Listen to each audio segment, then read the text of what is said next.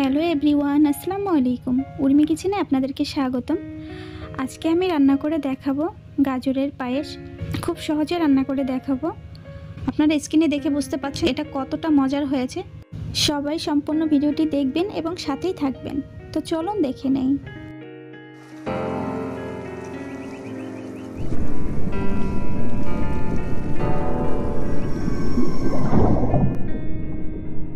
তো এই জন্য আমি এখানে দেখুন একটা হাঁড়ি বসিয়ে দিয়েছি। এখন এখানে দিয়ে দিচ্ছি ঘি। আপনারা সবসময় চেষ্টা করবেন এখানে ঘিটা ব্যবহার করার জন্য।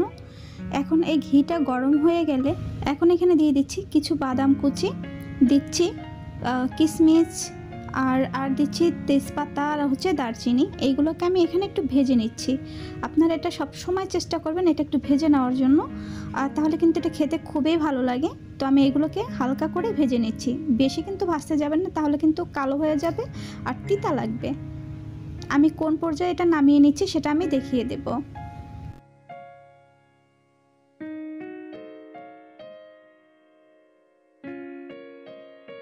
ভেজে নেওয়া হয়ে গেছে, এখন আমি তুলে নিচ্ছি। ঠিক এই পর্যায়ে কিন্তু নামিয়ে নিতে হবে।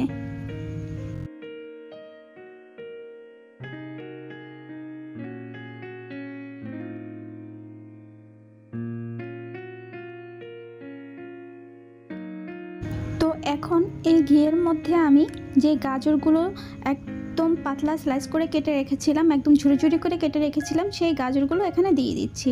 এখানে আমি এই ঘিয়ের মধ্যে এই গাজরগুলোকে আমি খুব ভালো করে ভেজে নেব। আপনারা এটা সবসময় চেষ্টা করবেন ভেজে নেওয়ার জন্য, তাহলে খেতে কিন্তু খুবই ভালো লাগে।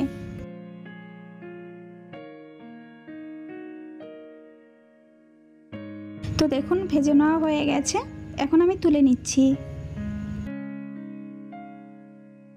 তো এখানে এখন আমি দিয়ে দিচ্ছি পানি পরিমাণ মতো। পানিটা বলক ওঠা পর্যন্ত অপেক্ষা করছি।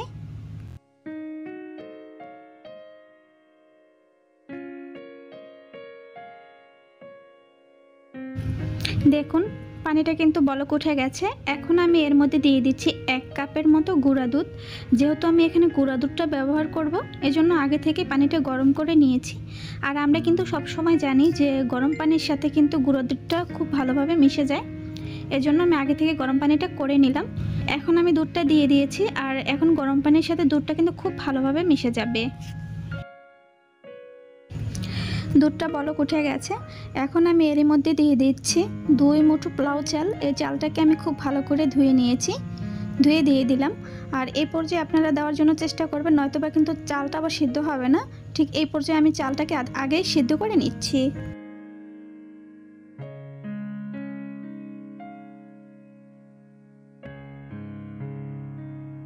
দেখুন চালটা কিন্তু সিদ্ধ হয়ে গেছে। ঠিক এই পর্যায়ে আমি দিয়ে দিচ্ছি সেই গাজর কুচিগুলো।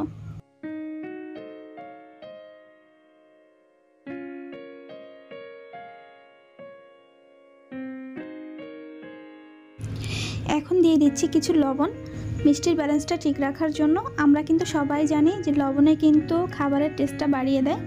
তো এই জন্য আমি লবণটা এখানে দিয়ে দিলাম। এখানে বেশি পরিমাণ লবণ দেওয়া যাবে না, সামান্য একটু লবণ দিতে হবে।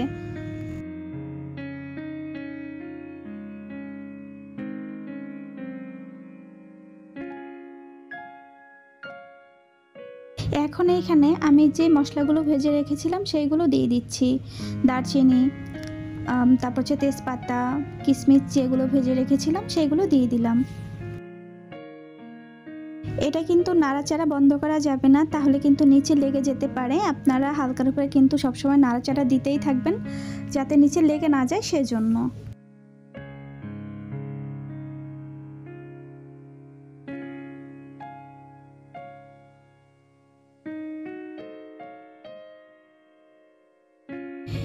এখন এখানে আমি দিয়ে দিচ্ছি 2 কাপের মতো চিনি।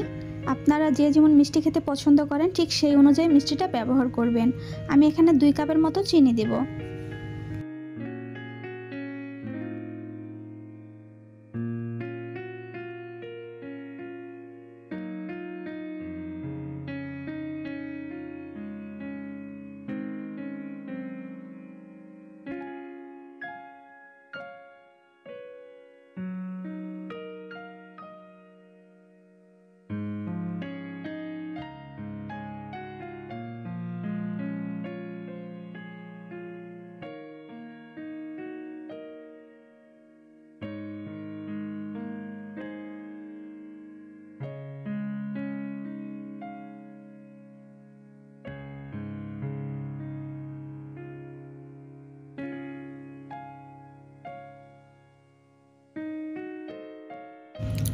তো বন্ধুরা দেখুন রান্নাটা কিন্তু প্রায় শেষ হয়ে গেছে, আপনারা দেখে বুঝতে পাচ্ছেন।